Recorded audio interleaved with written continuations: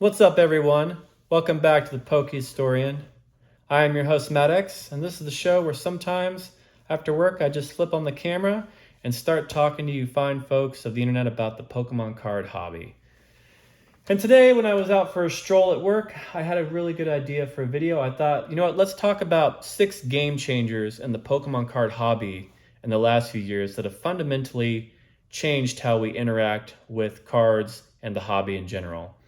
So without further ado, let's go ahead and get into it. So the first thing I want to talk about was the rise of the TCG player graph. And this sounds kind of silly when I say it out loud, but I don't think it's talked about enough how much bringing that graph online onto their website really changed how people interact with Pokemon cards. When that graph came out, it really turned Pokemon cards basically into all these little mini stocks that people watch. And you know how it is. There's all the different YouTube channels where you can go watch these guys and they analyze the graphs and they tell you what's going up, what's going down, where's the price floor, where's the price ceiling on these different cards, where's the manipulation taking place, how many cards are selling on a day-to-day basis, what does that mean? It really kind of created a whole new way of looking at Pokemon cards, for better or for worse. Like, you could still kind of like tell what a Pokemon card should be priced at. You could still look at like recent sales beforehand on TCG Player, but it wasn't as sexy, and you didn't have the picture to go along with it. So that graph really, I'd say that graph is like 20% responsible for turning this Pokemon card hobby into the investment vehicle that it is today, for better or worse. And then, of course, now you got a lot of other different apps and websites that do it. Like, you got Collector, they've got their own graph on there that people look at from time to time. I don't really look at it because I don't have Collector, but you get the idea. Graphs change Pokemon cards. All right, number 2, the rise of rip and ship culture. This has been a big one that really came out around 2020. One of the biggest guys that was spearheading it back then, and I guess still really is now, is PokeRev. He really made it interesting and sexy by opening all of these old vintage boxes on his streams. I used to love watching those. I wish he kind of still did them because they were so cool. Like, what a fun way to watch, say, a Neo Genesis box get open, because you're never going to be able to probably do that yourself, like in this day and age. So just to be able to tune in with a bunch of people and watch one of these vintage boxes get open, like, what a really interesting and fun idea. And it created this sense of community, I think, where you now have like this spectator culture that likes to watch people open cards. Now, the downside to that, though, is now we have so many different rip and shippers out there. And of course, they're not just opening old vintage stuff, they're opening a lot of modern stuff too. And the more of that goes on, the less cards and booster packs there are on the market for other people to open. Now, I'm not going to sit here and tell you that that's fully wrecked the market, because I don't really know. It's hard for me to quantify exactly how much an effect the rip and shipper culture has had on your ability to find Pokemon booster packs. But we know that they're opening a lot of booster packs, so it has to have at least had some effect, right? And the other thing too is it kind of shifted at least certain people's perspectives, where it appears at least that some people would rather watch online other people open their packs or watching packs get open than enjoy the experience themselves. It's more of like a spectator culture. And I don't know if that's just because some people just enjoy that, or if it's because they can't find the packs themselves. They go for the next best thing, which is just watching other people open the packs. I'm not even going to try and weigh in on that. It's probably a combination of both, though. But it's definitely kind of changed how at least some people interact with the Pokemon card hobby. All right, number 3 is the rise of Collecticon and other TCG conventions like that. So we didn't used to have these big, large-scale TCG conventions a few years ago. That's still kind of like a newer thing.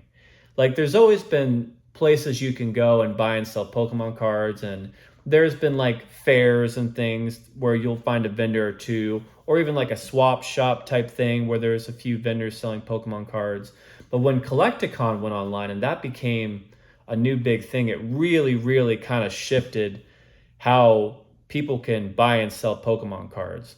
Because before we had like this mecca place where you could basically go and buy any Pokemon card under the sun you were looking for, or offload any card that you had.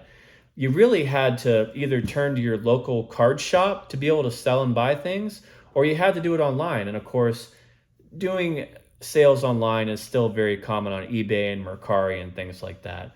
But now there's a new option, and that's, like I said, the Collecticon. And it's pretty cool because unlike with eBay and some of the other selling platforms, there's no fees involved, which is pretty cool. And you don't have to worry about selling too much because a lot of the times when you go to Collecticon and make your deals, you're doing cash deals. So, there's not as much tax reporting. So I'm not going to tell you how to handle your taxes or anything, but it definitely kind of made things more interesting. And what's also cool about that, now that I think about it, is you also get to see these cards in person as opposed to eBay where you're just looking at pictures and you have to rely on the pictures you see right there. So in a lot of ways, it's created like a safer place to buy and sell Pokemon cards.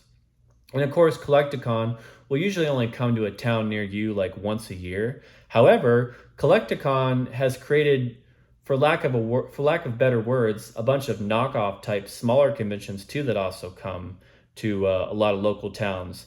And so now, at least where I live, I'm seeing smaller scale Pokemon card type conventions.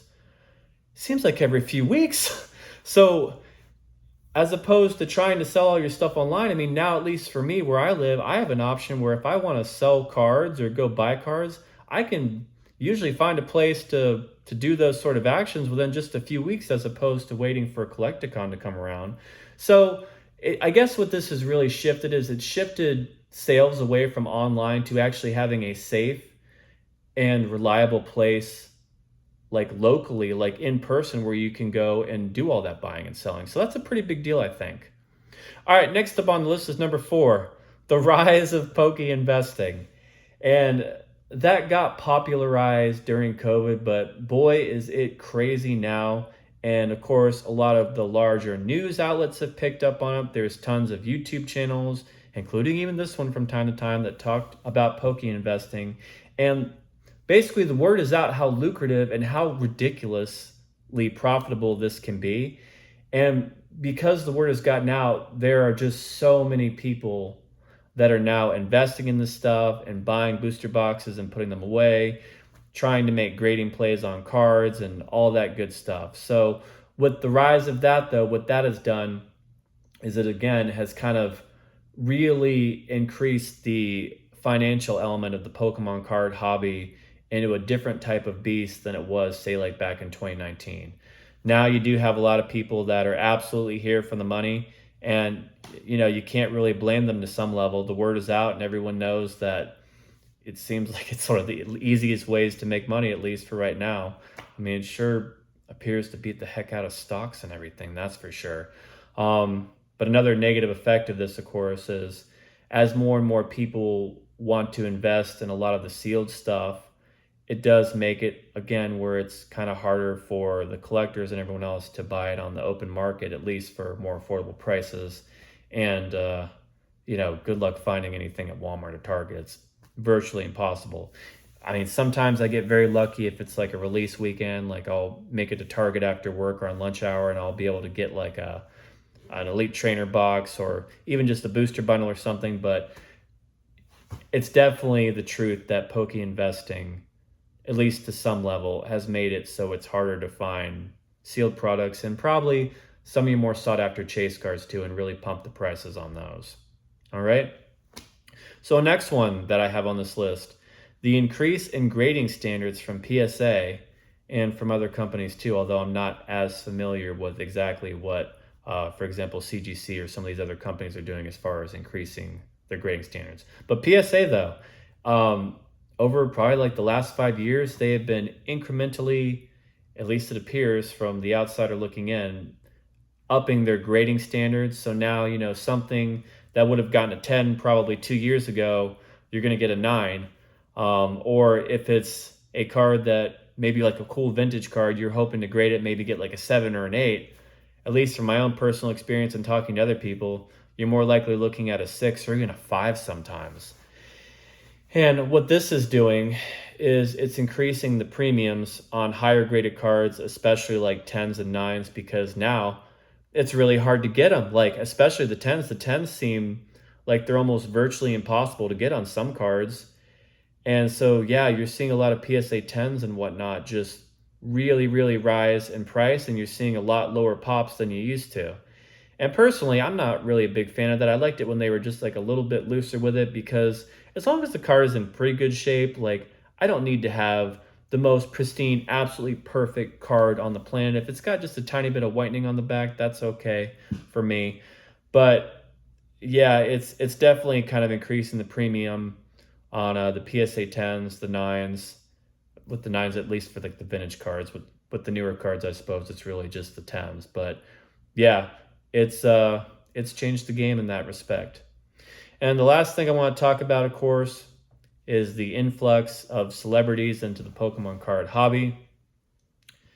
And hey, I don't blame them. I mean, Pokemon's fun, right? Everybody should be able to participate, but it's no secret that, again, since COVID, and then especially even the last couple of years too, a lot more celebrities are highly intrigued by this stuff, whether it's because they truly have a passion for it or they're seeing the financial benefits of being involved. Either way, we're seeing a lot more of them, which what that does is it draws even more attention to the hobby and brings even more people in, and brings up prices, increases scarcity, increases hype, increases a sense of community. I mean, there's pros and cons to all this stuff, right? But it's definitely perpetuated the hype. And it's almost like every single time like a new celebrity announces, or kind of it becomes apparent that one of them is involved in this hobby, it seems like it puts more and more eyes on it and increases more and more popularity. So anyways, those are 6 things that I wanted to talk about that I think have really been changing the game. It's very interesting for me to sit and analyze these different topics and try and figure out like exactly what they did, how they changed things. But what I'm confident of is that these are definitely very important, uh, I guess you would call them developments in the hobby. And they will continue to kind of steer the future of these cards and these products, and we'll see where things go. Anyways, thanks for watching. Go ahead and like and subscribe to the channel if you haven't already. And let me know down in the comments, is there anything I missed with this? Are there any other developments that you think are worth talking about or discussing? Because I would actually love to hear like what your thoughts are. I probably gave this about an hour thought, really just trying to think through it. So yeah, let me know down in the comments what you think. Also hit the notification bell if you want to see more content like this, and I'll see you in the next one.